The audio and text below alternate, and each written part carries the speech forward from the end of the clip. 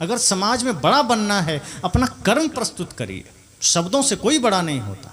भगवान श्री कृष्ण ने कहा मुझे पत्तल उठाने की ड्यूटी दे दीजिए। इतने बड़े भगवान कृष्ण युधिष्ठिर के राजसू यज्ञ में सब लोगों की ड्यूटी मिल गई। कृष्ण ने कहा अरे मुझे कुछ नहीं दिया, मुझे भी तो कोई ड्यूटी दे दो। युधिष्ठिर ने कहा प्रभु आप क्या करेंगे? कृष्ण जी ने कहा क्या मैं निकम्मा हूँ, मैं कुछ नहीं कर सकता? कहा नहीं नहीं आप बड़े हैं, क्या करें? कह रहे बड़े हैं, मुझे भी कुछ काम दो। अर्जुन ने कहा केशव अब तो कोई काम बचा ही नहीं, सारे काम बट गए। कहा तुम लोगों ने अपने अपने अनुसार से काम ले लिया है, मेरी नज़र में अभी एक काम बचा है। कहा क्या? कहा जो संतजन आएंगे उनका चरण में धोऊंगा और पत्तल में उठाऊंगा। सोचिए, तभी तो कृष्ण महान हो पाए। और हम अपने घर में अपनी ही जूठी थाली उठाने में संकोच करते हैं। संत कहते हैं ऐसे में बड़प्पन नहीं है, बड़ा वही है जिसका बड़ा स्वभाव है। जब आप घर में ही इन चीज़ों का पालन करेंगे तो आपके आने वाली पीढ़ियां, आपके बच्चे फिर वही आदर्श सीखेंगे। मेरा कहने का अर्थ यही है कि जब हम अपने जीवन को बदल सकते हैं, जब हम अपने जीवन में परिवर्तन लाएंगे, तब बच्चों में परिवर्तन आएगा। फिर आपको कहना नहीं पड़ेगा। एक जगह एक पिता अपने बच्चे को धक्का दे रहा था कि जाओ गुरुजी का चरण छू लो। अब इधर से धक्का देता, घूम के पीछे से फिर इधर आ जाता, फिर धक्का देता, अरे जाओ जाओ गुरुजी का चरण छू, फिर वो घूम के इधर आ जाता। संत ने कहा क्या बात है? कहा देखिए ना कितना मूर्ख है, मैं कह रहा हूँ पैर छुओ, छूता ही नहीं। गुरुजी ने कहा तुमने छुआ पहले? कहा नहीं। कहा तुम पहले छुओ, खुद छू लेगा। जैसे ही पिता ने चरण छुआ, बच्चे को कहना नहीं पड़ा, जाके छू लिया। कहा तुम जो चीज़ अपने बच्चों में देखना चाहते हो खुद करना शुरू कर दो। अगर तुम चाहते हो तुम्हारे बच्चे योग्य बने, सुयोग्य बने, धर्म का पथिक बने, राष्ट्रभक्त बने, समाज सुधारक बने, कुछ अच्छा करने का जज्बा उसके भीतर प्रकट हो, वो काम आप खुद शुरू कर दीजिए। अगर आप अपने बच्चों में जो देखना चाहते हैं, अगर वो आपने किया है, आपको कहना नहीं पड़ेगा। बच्चे तो कोरा कागज है, आप जो जैसे खाली दीवार पर आप जो लिखेंगे वही तो पढ़ेंगे। अब आजकल के पिता क्या करते हैं, बच्चे 6 महीने का बच्चा है, साल भर का बच्चा है, अब पिता वहीं सिगरेट पी रहा है, वहीं खैनी खा रहा है, वहीं शराब पी के आया है, अपनी पत्नी से झगड़ा कर रहा है। उसे लगता है ये 6 महीना साल भर का बच्चा क्या जानेगा, तो अबोध है, ये ना समझिए, ये गलतफहमी है। वो बच्चा अबोध नहीं है, सच तो ये है कि वो उसी समय होश में है। वो बोल नहीं सकता अलग बात है, लेकिन उसकी जो रिकॉर्डिंग मशीन है वो उस समय बहुत तेज है।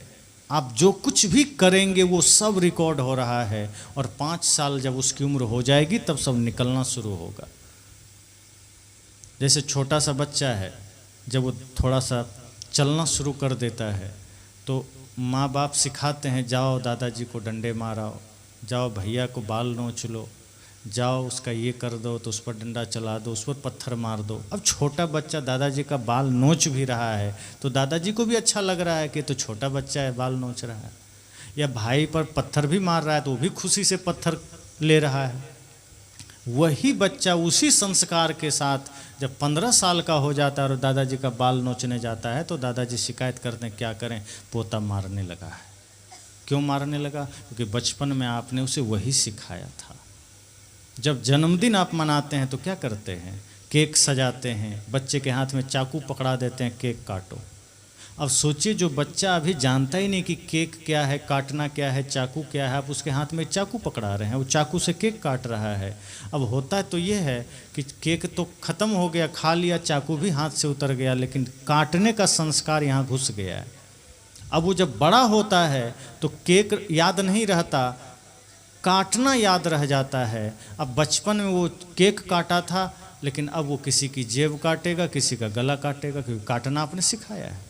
उसी समय आप उसके हाथ में कलम पकड़ाए होते, उसी समय आप उसके हाथ में पूजा की थाल पकड़ाए होते, उसी समय उसके हाथ को किसी संत का चरण स्पर्श कराए होते, तो वो फिर कुछ अच्छा बनता, कुछ अच्छा करता, अच्छी पोस्ट पर जाता, अच्छे कार्य की तरफ बढ़ता। लेकिन हमने उसकी बचपना ही ख़त्म कर दी। उसके सामने हमने तंबाकू खाई, उसके सामने बीड़ी पिए, उसके सामने सिगरेट पिए। अब कई बार तो ऐसा होता है कि दादाजी उसी के सामने सिगरेट और गांजा पीते हैं और बच्चे को लगता है ये क्या चीज़ है। और पहले मैं कई जगह देखा कि दादाजी बोलते हैं बेटा जाओ बीड़ी सुलगा के ले आओ, और वो बच्चा जाता है बीड़ी सुलगाता है, 2-4 बार तो सुलगाया, 5वीं बार लगता है क्या चीज़, एक बार हम भी खींच के देख, और चुपके से कोने में जाके वो भी खींचना शुरू करता है।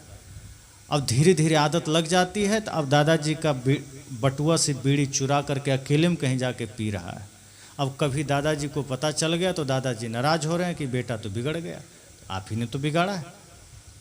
अगर आपने सही संस्कार दिया होता, सही शिक्षा दी होती, जो कि जन्म से 5 वर्ष ज़्यादा अनिवार्य है, उसी समय आपने उसके जीवन को बिगाड़ दिया।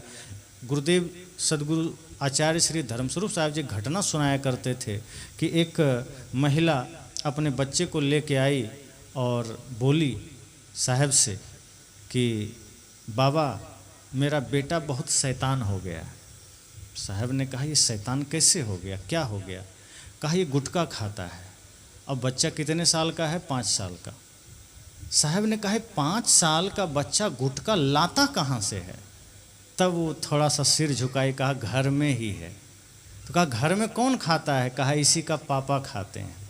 कहा जब बाप गुटखा खा करके इंसान है और बेटा शैतान हो गया, तो इसका मतलब यह है कि बाप ही शैतान है, तभी बेटा शैतान हुआ है।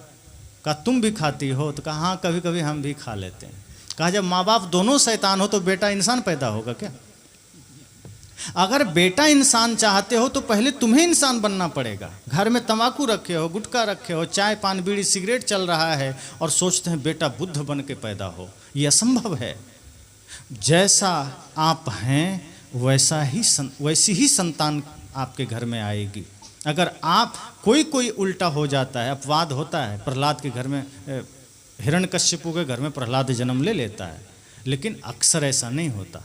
कभी कभी राक्षस के घर में देवता जन्म ले लेता है, वो कभी कभी अपवाद है, लेकिन अक्सर ये होता है कि जैसे माता पिता होते हैं वैसी ही संतान होगी।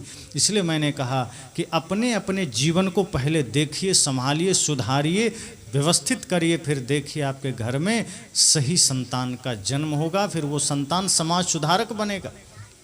हम पीछे देखते हैं कि फिर से कोई भगत सिंह आ जाए। अगर यही बात भगत सिंह ने सोची होती तो कि कोई और आ जाए, उन्होंने खुद वैसा बनाया अपने आप को। अगर आज आप ठान लेंगे तो आपके बच्चे में वो संस्कार आज से मिलना शुरू हो जाना चाहिए। आप ठान लीजिए कि मुझे अपने ही बच्चे को भगत सिंह जैसा बनाना है, मुझे अपने ही बच्चे को श्रवण कुमार जैसा बनाना है। अगर आपने अपने बच्चे को श्रवण कुमार बना दिया तो आपको भी 4 धाम की यात्रा कराएगा, और यदि आपने अपने बच्चे को मेघनाद बना दिया तो खुद भी मरेगा, आपको भी चौपट करके जाएगा। इसलिए अगर आप एक अच्छे पिता हैं तो रावण जैसा मत बन जाइए, दशरथ जैसा बनिए कि आपके घर में राम जन्म ले। राम जैसा बनिए कि आपका पुत्र लव कुश की तरह बन सके, जो खुद को भी तारे, आपको भी तारे। इसलिए संतजन कहते हैं कि हमारा जीवन कैसा है ये ज़्यादा महत्वपूर्ण है, माता पिता कैसे हैं ये ज़्यादा महत्वपूर्ण है। माता पिता ठीक हैं, आपके बच्चे ठीक होंगे। इस समाज में सारी समस्याओं का समाधान आदमी से ही तो सारी समस्या है। क्या आपने कभी किसी थाने में बैल को बंद देखा है कि बैल ने किसी का फसल चर लिया तो उस पर FIR हो गया?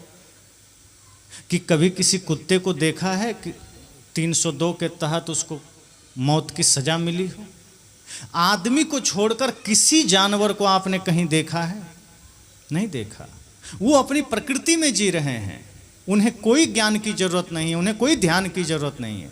और जो प्रकृति में जीते हैं वो एकदम फिक्स होता है। जैसे गाय कभी किसी गुरु से दीक्षा लिया है, फिर भी वो मांस नहीं खाती है, मछली नहीं खाती है, शराब नहीं पीती है, कहीं दीक्षा नहीं ली है।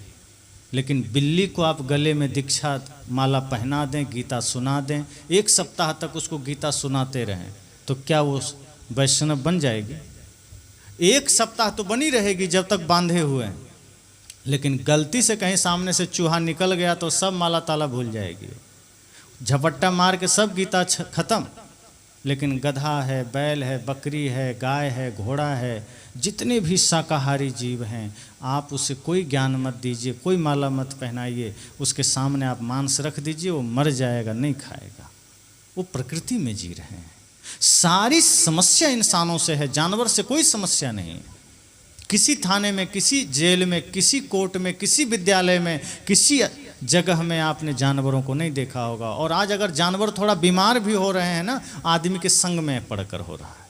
जो जंगल में जो जानवर हैं वो बीमार नहीं होते आज भी।